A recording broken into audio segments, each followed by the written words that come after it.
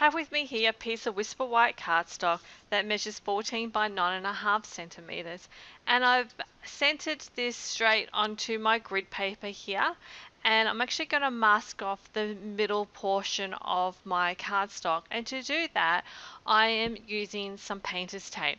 Now you can use washi tape, or you can use post-it notes, whatever works for you.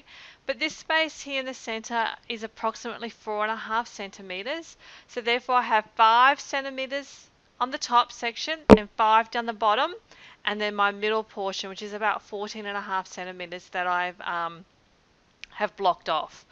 Now we are going to do a sponging technique, and my first color that I'm using here is my pumpkin pie classic ink, and in a circular motion using my Stampin' Sponge I am applying that color to the top left hand corner of my cardstock here.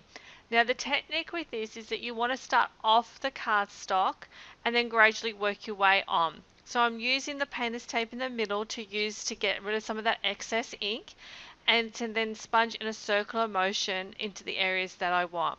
Now you can make these areas as wide or as small as you like. And then I'm coming in with my next color combination, which is crushed curry classic ink, and I'm doing the same thing in a circular motion, applying that color and blending it slightly with my pumpkin pie, and applying as much color as you wish to give you the depth that you want. So you can make it lighter or you can make it darker. It's entirely up to you. My third and final color is Melon Mumbo, and once again I am blending that color in with my crushed curry, and using my Stampin' Sponge there to in a circular motion to apply that color. Once you're happy with your sponging, you can now remove your painter's tape, and you want to do this very, very carefully so that we do not tear the paper underneath.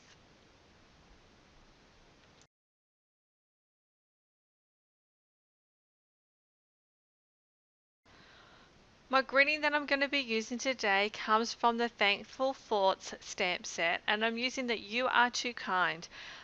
You can use whatever gridding you like, but you want one that's pretty much going to fit into that gap that we have just created.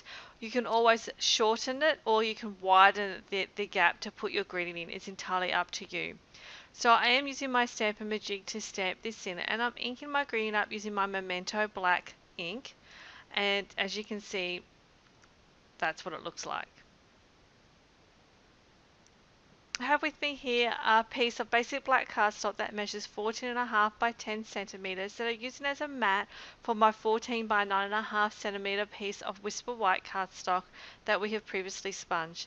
And then I am adhering that to my card base, which is made up of a thick Whisper White cardstock using the standard size greeting card. And to finish off my card, I am embellishing with some basic rhinestones.